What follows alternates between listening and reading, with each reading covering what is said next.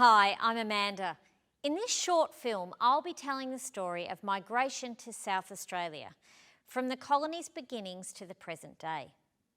Aboriginal people have occupied this continent for millennia. Visitors from other lands began arriving hundreds of years ago, but it was not until the British established the colony of New South Wales in 1788 that migration to Australia was officially recorded.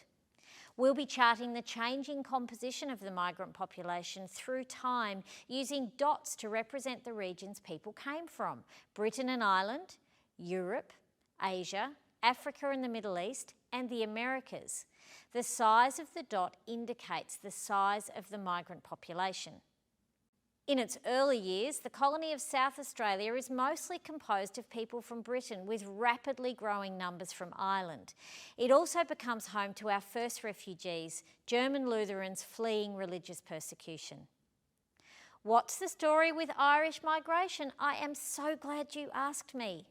Irish migration to South Australia increases in response to the devastating potato famines in the 1840s and is aided by assisted passages. By 1855, more than 4,000 young women have arrived to work as domestic servants. Irish migration peaks in 1881, with the Irish-born forming 10% of the population. The discovery of gold in Victoria in the 1850s draws many South Australians east, as well as bringing large numbers of fortune seekers from China and elsewhere through the colony. A new gold rush in the 1870s near Darwin in South Australia's Northern Territory again brings miners from China, and the colony's Chinese-born population peaks in the 1880s. The passage of the colony's Chinese Restriction Act in 1881 is one response and leads to a rapid decline in numbers. In 1901, the newly established federal government passes the Commonwealth Immigration Restriction Act, known as the White Australia Policy, which effectively excludes non-white migrants for the next half a century. In the early 20th century, the pace of migration slows and the Australian-born population begins to far outnumber those born overseas. In the aftermath of the Second World War, migration to Australia changes significantly. Concerns about post-war labour shortages, population size and the ability of Australia to defend itself leads the federal government to introduce generous assisted passage schemes to encourage more British migration.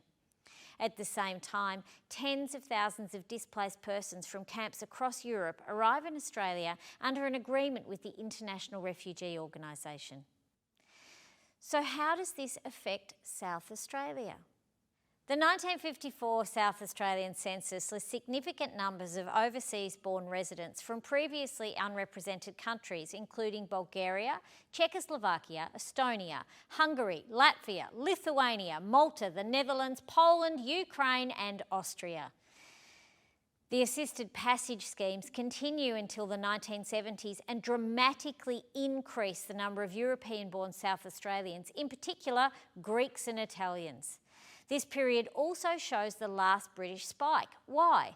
Well, it's because it's time for change. The post-Second World War mass migration schemes from Europe end, and Australia thankfully abolishes the discriminatory White Australia policy.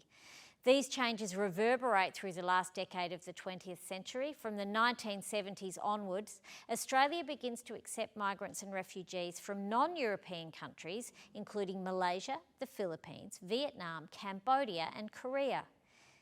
We see significant growth in Asian-born populations in South Australia, while at the same time the proportion of migrants from the UK and Ireland declines. In the same period, refugees from South America arrive in increasing numbers, as do those from the Middle East. Migration from the former USSR and Baltic states increases after the collapse of communism in 1989. So what about the new millennium? 21st century migration to Australia is characterised by a growing emphasis on skilled migration and by a shift from centrally planned permanent migration to a temporary migration regime that is flexible and responsive to regional and industry needs. Between 2006 and 2015, the number of temporary visa holders present in Australia rises from about 380,000 to over 800,000. China and India become the top 2 countries from which temporary skilled migrants to South Australia come. In 2016, the 5 biggest sources of international students to South Australia are China, India, Hong Kong, Malaysia and Vietnam. Australia's humanitarian program continues, and this further diversifies South Australia's population with the arrival of significant numbers of settlers from Afghanistan, Iraq and African countries, including the Democratic Republic of Congo, Ghana, Liberia, Nigeria, Sierra Leone, Burundi, Mauritius, Somalia, South Sudan, Tanzania, Uganda and Zambia. So in conclusion, we can see that patterns of migration to South Australia have changed significantly from the early days of the colony to the present. In the 21st century, temporary migration has overtaken permanent migration, and South Australia now draws migrants from a far wider range of countries than ever before.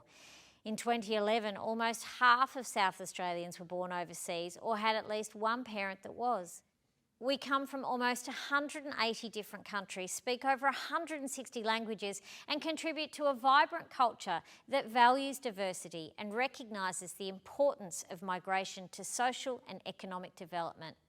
And that's what makes South Australia great.